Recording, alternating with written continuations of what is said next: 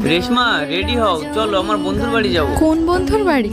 কয়দিন আগে যে বন্ধু মারা গেল সেই বন্ধুর বাড়ি? হ্যাঁ, অনেকদিন হয়ে গেল ওদেরকে দেখে আসা হয়নি, তাই ভাবলাম আজ ঘুরে আসি। আর ওদের জন্য কিছু জামা কাপড় আর কিছু খাবার নিয়েছি, আর ভাবছি কিছু টাকাও দিয়ে আসবো। সেটাই ভালো হবে। বেচারা, ফ্যামিলিতে একজনই ছিল কামানোর মতো, সেও মারা গেল। চলো, আমি রেডি। এ কি, লোক কোনো জায়গায় গেলে অনেক সেজে গুজে যায়, আর তুমি এত সিম্পল। চলো।